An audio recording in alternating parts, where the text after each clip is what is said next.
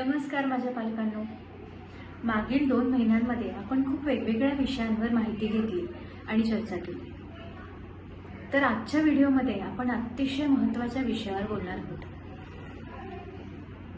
सगळ्यांनाच माहीत आहे की मुलांच्या परीक्षा जवळ आल्या आहेत आणि परीक्षा म्हटलं की पालकांना आणि मुलांना दोघांनाही ताण येऊ शकतो हे आपण आधी स्वीकारले पाहिजे. तर आता हा परीक्षेचा ताण येऊ नये आणि त्याचा अभ्यास कसा घ्यायचा, मुलांना हा ताण कमी करण्यासाठी काय केले पाहिजे किंवा तुमचा ताण कमी करण्यासाठी आपण काय करू शकतो, ह्या सगळ्या गोष्टीवर आता सविस्तर बोलूयात. नंबर 1, अभ्यास कसा घ्यावा. सगळ्यात आधी मुलांच्या अभ्यासाचे नियोजन आपल्याला करता आले पाहिजे. आता ते कसे करायचे, तर आपल्या मुलांना बरेच विषय शिकण्यासाठी आहेत. तर प्रत्येक विषय घेऊन त्यातला एक धडा आणि सोपे आणि महत्त्वाचे प्रश्न असे जर नियोजन केले तर सगळे धडे कव्हर होतील. म्हणजे सगळे लेसन्स आणि महत्त्वाचे प्रश्न या सगळ्यांचा अभ्यास मुलांचा व्यवस्थित होईल. त्याने मुलांना परीक्षेत कुठलाही प्रश्न आला तरी सुद्धा त्यांना त्याचे उत्तर लिहायला सोपे जाईल.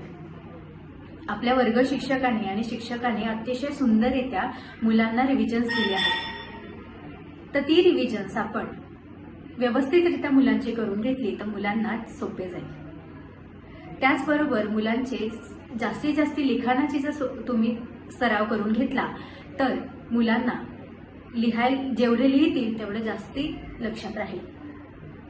मागील वाचनाची गोडी ह्या व्हिडिओमध्ये मी कुठल्या पद्धतीने अभ्यास घ्यायचा, म्हणजे कुठल्या पद्धतीने आपण मुलांचा अभ्यास घेऊ शकतो याविषयी सविस्तर सांगितले आहे. तुम्ही त्याची सुद्धा मदत घेऊ शकता. नंबर 2, कन्सेप्ट क्लिअर होणे.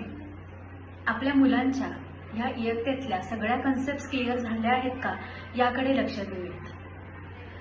काही वेळेला मुले न समजून घेता नुसतेच पाठांतर करून अभ्यास करतात. तर तसे केल्याने ऐन परीक्षेच्या वेळेला हे केलेला अभ्यास हा विसरण्याची दाट शक्यता असते. त्यामुळे शक्यतो आपण पालकांनी ह्या इयत्तेतल्या सगळ्या संकल्पना, मुलांच्या सगळ्या विषयांच्या सगळ्या संकल्पना कव्हर झाल्या आहेत का किंवा क्लिअर झाल्या आहेत का याकडे लक्ष देऊयात. नंबर 3, मुलांची कॅपॅसिटी ओळखणे. आपल्या मुलाची क्षमता ओळखणे हे प्रत्येक पालकाला जमले पाहिजे आणि तुम्ही ते छान प्रकारे करत पण आहात. पण माझं मूल वेगळं आहे आणि प्रत्येक मूल हे वेगळं असतं याची जाणीव प्रत्येक वेळेला आपण ठेवली पाहिजे. आपल्या मुलांना भरपूर विषय आणि भरपूर अभ्यास आहे, त्यामुळे त्यांना ताण येऊ शकतो आणि तो स्वीकारला पाहिजे आणि तो वेळोवेळी तो समजूनही घेतला पाहिजे. पालकांनो, आपण शक्यतो मुलांचा जेव्हा मूड चांगला असेल किंवा मुले आनंदी वातावरणात असतील त्यावेळेला जर मुलांचा अभ्यास घेतला तर मुले छान प्रकारे समजून घेतील. त्यामुळे मार्क्स किती पडले ह्याच्यावर लक्ष न देता आत्ता परीक्षेसाठी काय महत्त्वाचं आहे त्यावर लक्ष देऊयात आणि ज्या गोष्टी मुलांना येत नाही आहेत त्याचे लॉंग टर्म प्लॅन करून आपण सुट्ट्यांमध्ये काय करू शकतो याकडे लक्ष देऊयात. नंबर 4, रोजचा दिनक्रम म्हणजे डेली रुटीन. मी अनेकदा बऱ्याच व्हिडिओमध्ये हे सांगितले आहे की मुलांचे रोजचा दिनक्रम हा अगदी व्यवस्थित असणे गरजेचे आहे. म्हणजे वेळेत झोपणे, वेळेत जेवणे, खेळणे ह्या गोष्टी अतिशय महत्त्वाच्या आहेत. तुम्ही जर मुलांना मनसोक्त खेळायला पाठवले तर मुलांचा अभ्यासाचा ताण कमी व्हायला मदत होईल. आणि आता उन्हाळा सुरू झाल्याने शक्यतो मुलांना थंड पाणी, आईस्क्रीम, थंड पदार्थ ह्या गोष्टी देणे टाळूयात. म्हणजे परीक्षेच्या काळात मुले अगदी ठणठणीत असतील. नंबर 5, मोटिवेशन म्हणजे प्रेरणा. पालकांनो, आपलं मूल हे वेगळं आहे आणि मूल वेगळं असलं की प्रगती सुद्धा वेगळी येणार. त्यामुळे आपल्या मुलांच्या प्रगतीचे नेहमी कौतुक करा. शक्यतो आपण असा प्रयत्न करूयात की कुठल्याही त्यांच्या मित्रमैत्रिणींसोबत किंवा नातेवाईकांच्या मुलांसोबत आपल्या मुलाची तुलना होणार नाही किंवा मी ती तुलना करणार नाही ह्याविषयी आपण नेहमी विचार करूयात. मुलांना जेवढ्या जास्तीत जास्त तुम्ही प्रोत्साहन द्याल तेव्हा नवीन नवीन गोष्टी मुले करण्यासाठी प्रयत्नशील असते.